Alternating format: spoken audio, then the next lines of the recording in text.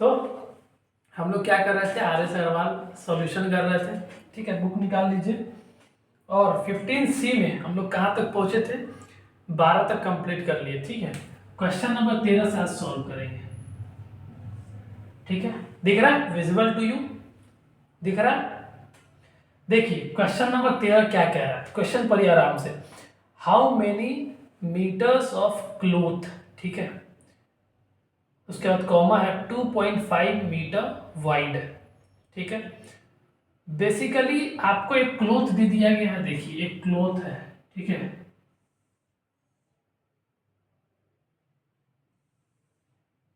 ये क्लोथ है। ये है क्या, क्वेश्चन समझिए पहले। ये कपड़ा है, ठीक है, और किस शेप में है, रेक्टेंगुलर। ठीक है, मतलब इसका शेप क्या है, रेक्टेंगुलर।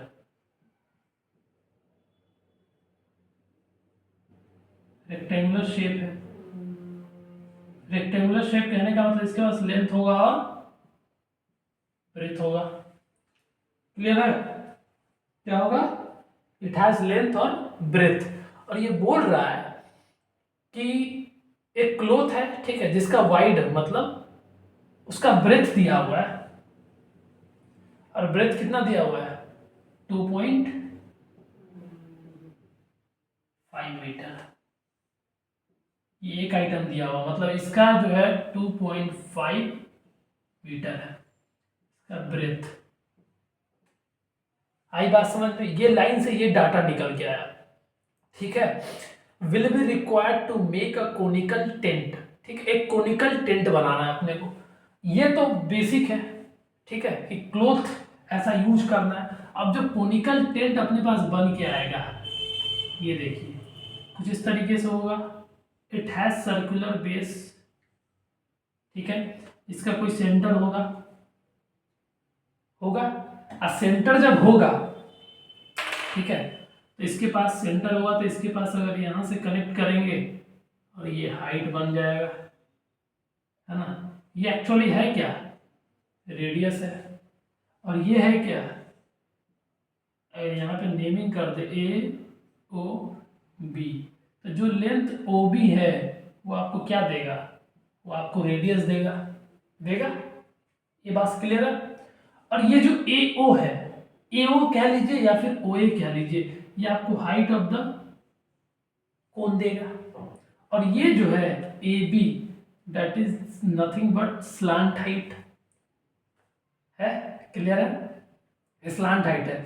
अब आगे क्वेश्चन फिर से पढ़िए।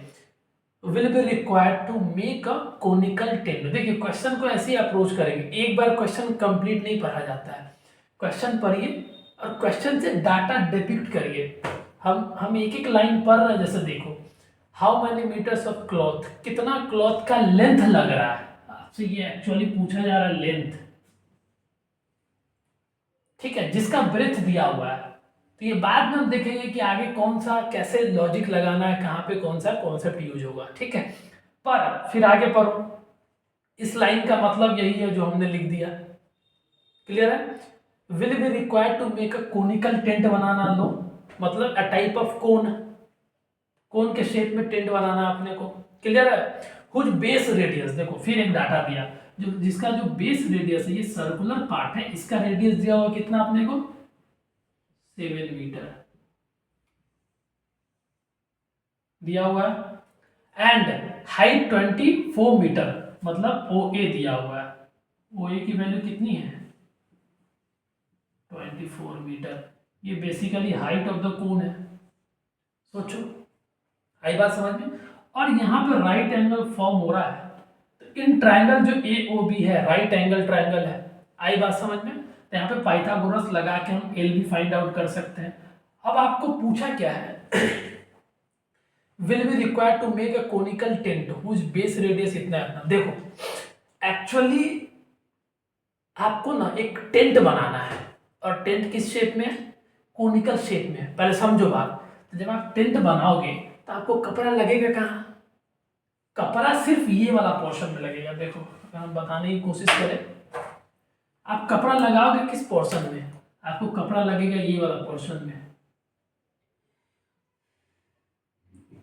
जो कपड़ा लगाओगे ये सारी जो पोर्शन है एक्चुअली मतलब ये पूरा ये जो लगेगा टेंट सर्कुलर बेस में नहीं लगेगा, ठीक है। ये वाला पार्ट में ये नहीं लगेगा, ये वाला पार्ट में सर्कुलर बेस में नहीं लगेगा कपड़ा।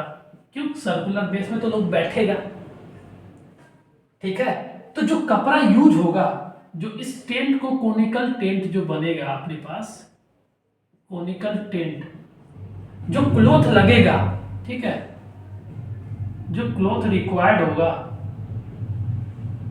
वो एक्चुअली इसका कर्व सरफेस एरिया ही होगा, curve surface area which is equal to what, pi R L, और जो यूनिट होगा उस यूनिट का स्क्वायर हो जाएगा।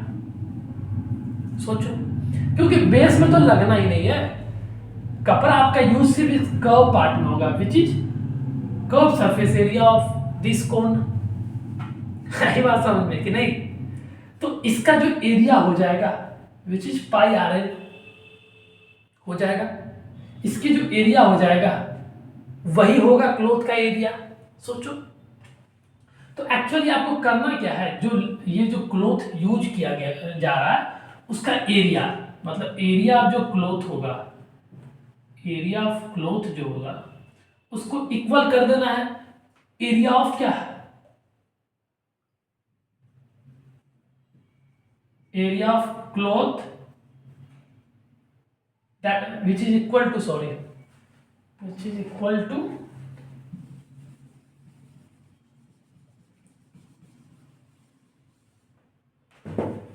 इसी से मिटाना पड़ेगा, है ना। एरिया ऑफ क्लॉथ जो यूज होगा वो पाई आर एल के बराबर होगा, सोच के देखो, है ना। एरिया ऑफ क्लॉथ कितना है, लेंथ हो जाएगा, लेंथ इनटू ब्रेथ दिया हुआ अपने पास कितना 2.5 मीटर, ये दिया हुआ ब्रेथ जो कि इक्वल हो जाएगा कितना, पाई का वैल्यू क्या लेना है, वही 22/7 इंटू आर, आर की वैल्यू क्या दी हुई है 7 मीटर इंटू एल, एल की वैल्यू निकालना है, ठीक है। तो ये लगा लो आप, एल की वैल्यू निकालना है तो L square equal H square plus R square. आई बात समझ में? तो एल की वैल्यू हो जाएगी अंडर रूट, एच की वैल्यू कितनी है 24 मीटर का स्क्वायर प्लस रेडियस कितना है 7 मीटर का स्क्वायर। आई बात समझ में? 24 का स्क्वायर कर लो भैया, 24 इंटू 24, 4 चौका 16, 4 दूना 8, 1 9, 4 दूना 8, 2 दूना 4 6, 17, 5 576, 576 का मीटर स्क्वायर प्लस 7 का स्क्वायर 7 7 49 मीटर स्क्वायर, ये एल की वैल्यू आएगी। दिख रहा है? दिख रहा? अब ऐड करिए, 9 6 15 हाथ में 1 है ना, 7 4 11 12 हाथ में 1 6 मीटर स्क्वायर। तो यहाँ जो एल की वैल्यू निकल के आई है वो 25 मीटर आएगी। जैसे ये एल की वैल्यू आ गया, ठीक है, आप यहाँ पुट कर दीजिए एल की वैल्यू 25 मीटर।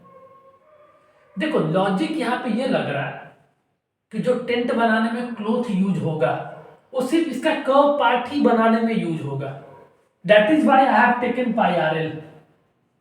तो भाई इतना एरिया यूज होगा, ठीक, तो इतना यूज होगा, जो उसका चौड़ाई ये दिया हुआ है तो लंबाई क्या होगा, तो पूछ रहा how many metres of cloth, मतलब लेंथ पूछा जा रहा है आपसे, ये पूछा जा रहा है length, length of the cloth.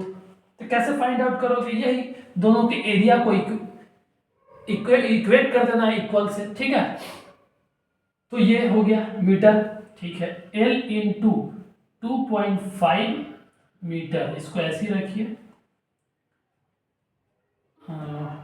22/7 into 7 into, दिख रहा है आपको, दिख रहा है, मीटर का स्क्वायर हो जाएगा, ठीक है।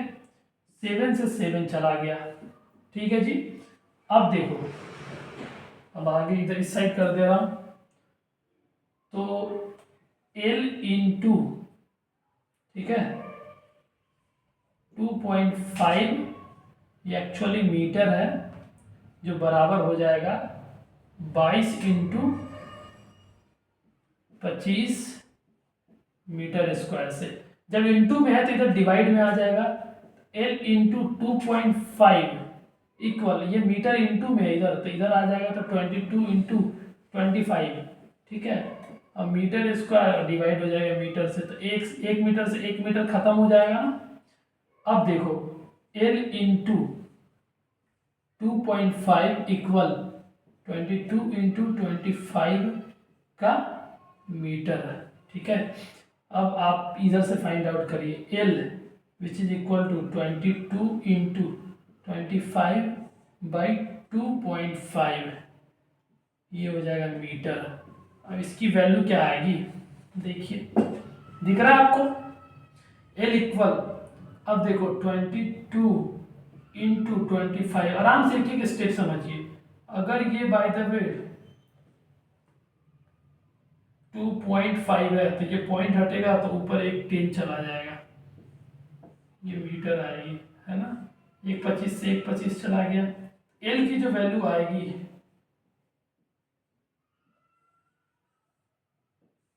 220, है ना। कितना आएगा वैल्यू L, कितना नंबर क्वेश्चन है 13, यस 220, ठीक है। 220 आंसर करेक्ट है, आपका भी आया होगा 220। देखिए ये क्वेश्चन के पीछे होल आइडिया क्या था ना, 220, ठीक है। 220 meter will be the length of the cloth, क्यों, क्योंकि ये चौड़ाई दिया हुआ है। तो एक्चुअली भाई जो टेंट बनाने में यूज होगा वो कर्व पार्ट सरफेस ही बनाना है, तो इसलिए मैंने वो लिया IRL, ठीक है। दिस इज ऑल अबाउट, अगर आपको कोई स्टेप में डाउट होगा तो आप बिल्कुल वीडियो को बैक करके देखिए, है ना, आपको समझ आ जाएगा। This is all about this questions. मिलते हैं नेक्स्ट क्वेश्चन में, तब तक के लिए अपना ध्यान रखें, अच्छा खाना खाएं, always keep your mother happy. जय हिंद।